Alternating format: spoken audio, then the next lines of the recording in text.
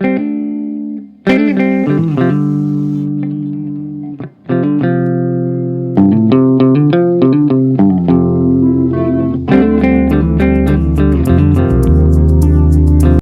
आवाज एवढा येत आहे ना की मी जे बोलते ना ते स्पष्ट तुम्हाला ऐकू येत नाही, म्हणून अगोदर फॅन बंद करते. Welcome to my blog guys. आज आहे मकर संक्रांती आणि मकर संक्रांतीच्या सर्वांना माझ्याकडून आणि माझ्या परिवाराकडून हार्दिक हार्दिक शुभेच्छा. तिळगुळ घ्या, गोड गोड बोला. तर आज आहे मकर संक्रांती निमित्त आजचा पूर्ण दिवस कामात जाणार आहे. घर स्वच्छ करून पुसून किचन वगैरे क्लीन करून सगळं झालेलं आहे. रांगोळी पण काढून झालेली आहे आणि त्यानंतर आता स्वयंपाक करायचा आहे पुरणपोळीचा. पूजेचा मुहूर्त 3च्या नंतरचा आहे. मग तोपर्यंत स्वयंपाक, नैवेद्य, पूजा मांडणं, वाणही तयार करायचं आहे, ते वगैरे सगळं करून घ्यायचं आहे. माझ्या मते तर आजचा पूर्ण दिवस कामामध्ये जाणार आहे. त्यामध्ये मध्ये 2 वेळा मुलांना घ्यायला पण जायचं आहे. पण घरातलं बऱ्यापैकी काम आवरलं आहे, पण तरी पण दिवस पुरणार नाही एवढं काम आहे. ऑलमोस्ट दिवस कामामध्येच जाणार आहे. चला तर मग आपण करूया सुरुवात ब्लॉगच्या सोबत शूट करत करत. अगोदर तर देवपूजा करून घेतली, म्हणजे कसं घरात छान वातावरण वाटतं. आणि अगोदरच मी रांगोळी काढून घेतली होती आणि मकर संक्रांती आहे तर त्यानिमित्ताने म्हटलं असं काहीशी छानशी रांगोळी काढूया. मला जमेल तशी मी रांगोळी काढण्याचा प्रयत्न केलेला आहे, पण रांगोळी खरंच खूप छान आलेली आहे असं मला तरी वाटतं. आता वाजलेली आहे 1:30 आणि मला जायचं आहे किटूला घ्यायला. आणि मी काढलेली जी रांगोळी आहे ना ती मी त्याच्यासाठी सरप्राईज आहे. कारण जेव्हा पण मी रांगोळी काढते ना तेव्हा तो खूप खुश होतो, आणि जेव्हा शेजारच्या घरी रांगोळी काढलेली असते आणि मी काढत नाही तेव्हा त्याचं असतं, मम्मी तू ही रांगोळी काढ ना, असं काहीसं त्याचं असतं. बघूया आल्यानंतर तो ना रांगोळी बघून कसं, म्हणजे काय त्याचे एक्सप्रेशन असतात वगैरे. चला आहे ना मकर संक्रांत. हो पण संक्रांत आज आहे. इकडे फेस कर. हा ओपन कर. आंघोळी नाही रे. काय काय आंघोळी नाही रे, रांगोळी असते. आंघोळी म्हणतात. हा पण ते काय करायचं होतं, तुला काढायचं होतं. तू उद्या काढ, उद्या काढतो.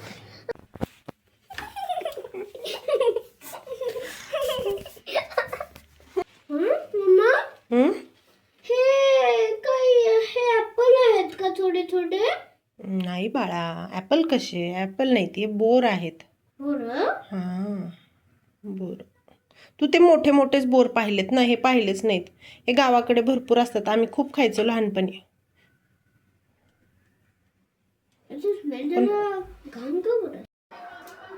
1 2 3 4 5 6 7 हे 7 गोष्टी मिळून माझं वाणाचं साहित्य तयार झालेलं आहे.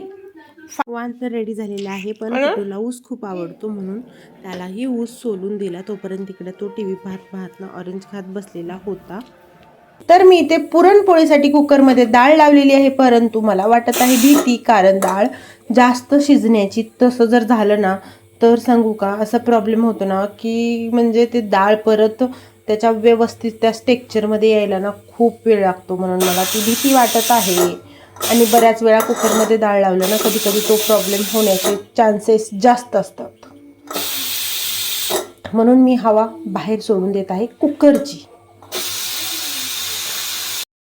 पुरण छानपैकी शिजलेलं आहे, पण ना यात गोड लगेच जर आपण त्यातलं पाणी काढून घेतलेलं आहे आणि यात लगेच गुळ घातलं ना, ही डाळ असते ना ती लगेच अशी सॉफ्ट होत नाही पेस्ट. म्हणून त्याला अगोदर साखर किंवा गुळ जे पण तुम्ही काय घालताय ना ते घालण्याच्या अगोदर ना आपल्याला यामध्ये, म्हणजे ते घालण्याच्या अगोदर याला आपल्याला छानपैकी असं मिक्स करून घ्यायचं आहे, जेणेकरून एकदम ते ना पेस्ट सारखं होऊन जातं. जर तुम्ही गोड घातलात आणि परत जर याला म्हणजे असं पेस्ट होईल म्हणून करायला केलात मिक्स तर ते होत नाही. डाळ तशीच ना किती पण शिजलेली असली तर म्हणजे अशी ताठ येते असं, त्यामुळे होत नाही. त्यामुळं कधीही पण पुरणाला अगोदर छानपैकी असं मिक्स करून घ्यायचं आहे. हे बघा, आय थिंक बाहेर ना पाऊस येत आहे. दिसत आहे की नाही मला माहिती नाही, पण बाहेर पाऊस येत आहे. सध्या तरी बारिश बारिश.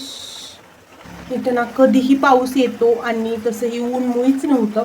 आणि बघा किती छान वाटत आहे वातावरण. तर मी वापरणार आहे गूळ. आता खूप मोठे खडे आहेत पण याला व्यवस्थित हलवलं ना मेल्ट होतात, म्हणून मी असंच घालणार आहे.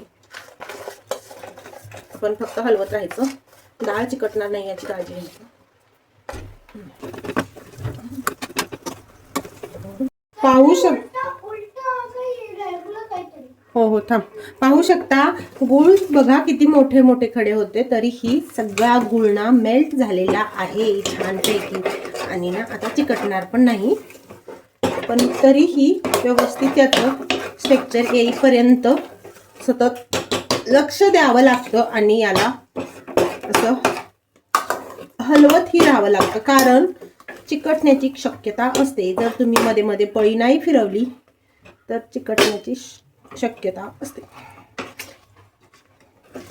आणि समजा कधी चिकटलंच तर म्हणजे खूप जास्त चिकटलं जेणेकरून की त्या पुरणाचं टेस्ट चेंज होईल एवढं जर चिकटलं तर लगेच काय करायचं माहिती आहे का, पुरण ना दुसऱ्या पातेल्यात ट्रान्सफर करायचं आणि त्यामध्ये त्याला व्यवस्थित स्ट्रक्चर येईपर्यंत शिजवायचं. त्याच पातेल्यात ते करपलेलं काढायचं नाही. जर जास्त करपलेलं असेल, चिकटलेलं असेल तर त्यानं पूर्ण म्हणजे पुरणाच्या पोळीची टेस्टच बिघडते, बदलते आणि बिघडते पण. पुरणपोळी बनवणं खरंच सोपं नाही माहिती का. किती वेळ झालं मी ह्या पुरणला मिक्स करते. थोडं ना पातेल्यात शिजवलेलं आणि ना कुकरमध्ये शिजवलेलं फरक असतो. म्हणजे ना याला थोडंसं पाणी राहतं थोडं का असं ना, आणि थोडं का असे ना पाणी राहतं, त्यामुळे याला ना व्यवस्थित स्ट्रक्चर यायला वेळ लागतो. आणि मी कधीपासून भाज्याला हलवते माहिती का, हात गेला.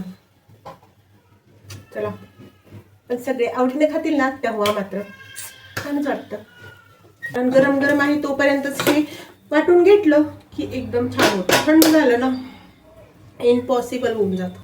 पण आता रितिकाला घ्यायला जायचा टायमिंग झाला आहे, त्यामुळे मला हे ठेवावं लागणार आहे, तिला घ्यायला जावं लागणार आहे. तिला घेऊन येऊन नंतर मी हे पुरण वाटेल. चला जायचं दीदीला घेऊन यायला. तू काय डान्स करतो इथं टिकी टिकी टिकी टिकी.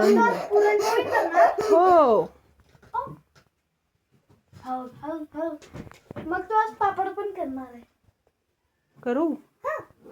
ठीक आहे, मग भाजी पण खावी लागेल. ठीक आहे, थोडे खाते. मी नाही खाणार. आमटी पण बनवणार. मी आमटी. पुरण वाटून झालेलं आहे, पापडी तळलेली आहे. आता मी भजी तळत आहे. भजी तळल्यानंतर आमटी फोडणी द्यायची आहे आणि त्यानंतर फक्त पोळ्या राहतात, त्याही मी करायला घेणार आहे. आणि पोळ्याला केलेली आहे सुरुवात. पण इतकं छान पुरण झालेलं आहे आणि पीठ पण छान आहे, त्याच्यामुळे पोळ्या एवढे इझिली आणि खूप छान होत आहेत. त्यामुळं मी भरभरून पुरण घालून इथं छानपैकी फक्त 5 पोळ्या मला करायच्या आहेत आणि त्यानंतर काही नैवेद्य करायचं आहे देवासाठी. आणि एवढं झालं ना की माझा ऑलमोस्ट सगळा स्वयंपाक आणि सगळं काम झालेलं आहे. आणि असं छान पुरणाच्या पोळ्या छान झाल्या ना, म्हणजे असं वाटतं ना की सगळा स्वयंपाक खूप छान झालेला आहे. आणि खरंच आज केलेला सगळा स्वयंपाक झटपट आणि खूप छान झालेला आहे. आणि प्रत्येक सणाला मी नक्की पुरणपोळी करते, कारण असंच आपण केलं ना तरच घरच्यांना पण खायची सवय लागते. नाहीतर आपण करतच नसू ना इतर गोष्टी, तर आपल्या ज्या प्रथा आहेत किंवा आपलं जे परंपरा आहेत त्या मागच पडतात कुठंतरी. आणि केलं ना एक टायमिंगला तरी आवडीनं खातात सगळे. आजकाल खातच नाहीत, हो खातच नाहीत, पण आजकाल करतही नाहीत, हे पण तेवढंच खरं आहे.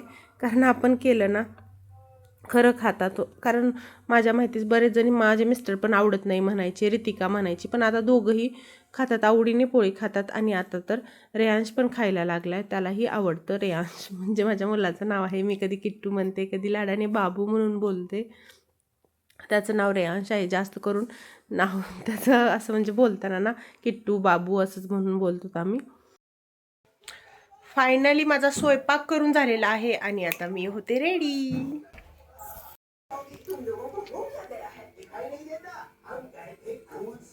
हे लुक केलेलं आहे मी.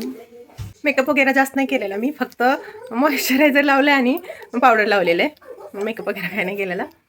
आणि असंच म्हटलं ना खूप दिवस झालं विणी म्हटलं वन साईड घालावी, असं लूज मागे ना क्लच लावलंय छोटंसं आणि ना वन साईड विणी घालावी म्हटली. असं केस छान वाटते का ते माहीत नाही, खूप दिवसानं साडीवरती ना शक्यतो ना असं खुलं सोडण्यात येतात, पण मला विणी घालावी अशी माणसं आहे. कशी दिसते बघा. पूजा करून झालेली आहे.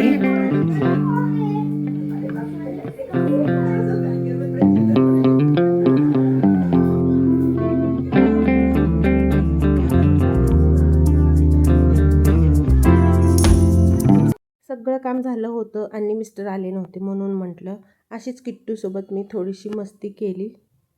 मला सांग मम्मी ही आवडती का दुसरी पाहिजे तुला?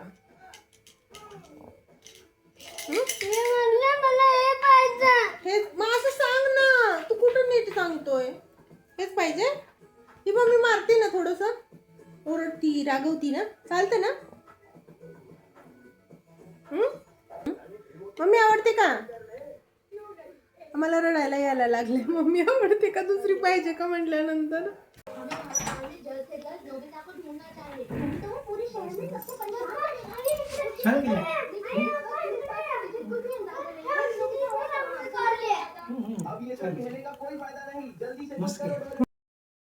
पतिदेव घरी आलेले आहेत. मग मुलांना आणि आम्ही दोघांनी एकमेकांना तिळगुळ दिले.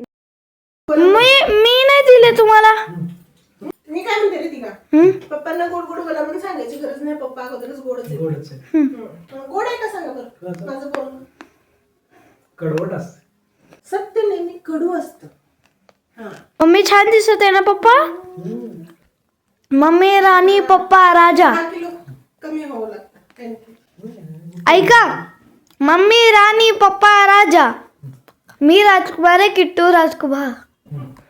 अशा प्रकारे थोडंसं शूट झालं, थोडीशी मजाक मस्ती झाली. त्यानंतर छानपैकी डिनर जो बनवला होता त्यानंतर आम्ही डिनर करायला बसलेलो आहोत. पुन्हा एकदा मकर संक्रांतीच्या सर्वांना हार्दिक हार्दिक शुभेच्छा. तर इथंच मी व्हिडिओ एंड करते. भेटूया नवीन व्हिडिओमध्ये, नवीन व्लॉगमध्ये.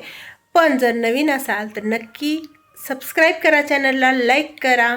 बाय.